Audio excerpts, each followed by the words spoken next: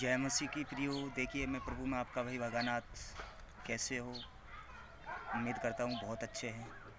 देखिए, आज हम बाइबल का एक वचन एक आपके सामने और पेश कर रहे हैं, जो कि भजन संहिता का 1 से और वचन 1 से लेके 6 तक पेश कर रहे हैं। भजन संहिता का 1 का और 6 तक लेके पहला भाग। ठीक है। धर्मी और दुष्ट मनुष्य।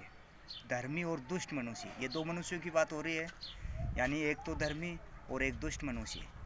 दुष्ट मनुष्य का व्यवहार कैसा होता है और धर्मी का व्यवहार कैसा होता है, इसका मतलब सिद्धांत कैसा होता है, वो आपके सामने मैं प्रभु के वचनों के अनुसार मैं आपको बताना चाहता हूँ, जो कि भजन संहिता 1 से लेके वचन 6 तक। क्या ही धन्य है वे पुरुष जो दुष्टों की युक्ति पर नहीं चलता है। क्या ही धन्य है वे पुरुष जो दुष्टों की युक्ति पर नहीं चलता है। ये धर्मी पुरुष की बात हो रही है। ठीक है।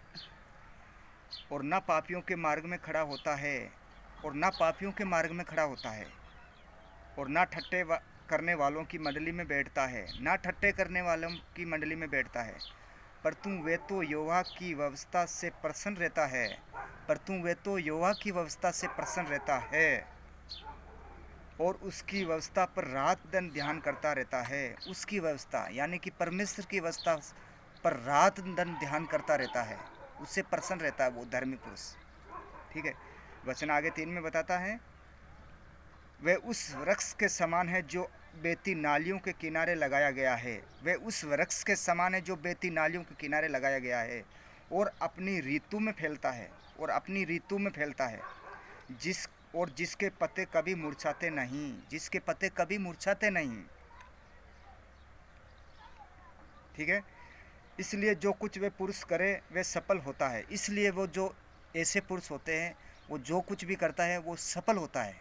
यानी कि प्रभु की आज्ञा की अनुसार वो चलते हैं नहीं, और उसकी व्यवस्था पर रात दिन ध्यान करते हैं, तो वो जो कुछ भी पुरुष करता है, कोई भी काम, वो काम उसका सफल होता है।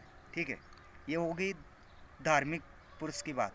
अभी दुष्ट पुरुष कैसे होते हैं, यानी कि दुष्ट मनुष्य कैसे होते हैं, वचन 4 बताता है, दुष्ट लोग ऐसे नहीं होते। दुष्ट लोग ऐसे नहीं होते जो पहले वचन में मैं बताया आपको। ठीक है। दुष्ट लोग वचन 4 में बताता है, दुष्ट लोग ऐसे नहीं होते।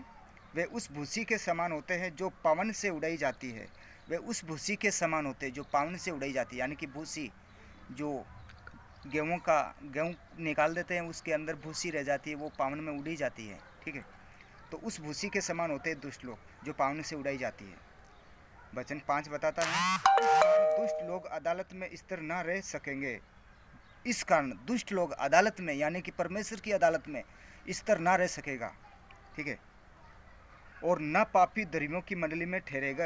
ना पापी लोग धर्मियों की मंडली में ठहरेगा, यानी कि जो भी धर्मियों की मंडली होती है वहाँ पर पापी लोग आ जाता है, तो उस जगह पर वो नहीं ठहर सकता है, क्योंकि पाप उसको पसंद है और धर्मी लोग पसंद नहीं। धर्मी की चर्चा उसको पसंद नहीं आती। उसको पापियों की चर्चा, यानी ठट्टा करना, हंसी मजाक करना, खेल मौज मस्ती, ये सब कुछ उसको पसंद है। ठीक है। वचन 6 बताता है, क्योंकि यहोवा धर्मियों का मार्ग जानता है। यहोवा यानी कि परमेश्वर धर्मियों का मार्ग जानता है, पर तुम दुष्टों का मार्ग नष्ट हो जाएगा। आमीन। यानी कि दुष्टों का मार्ग नष्ट हो जाएगा, ये प्रभु का वचन बताता है प्रियो। ठीक है। ओके, जय मसीह की। प्रभु आपको आशीष दे।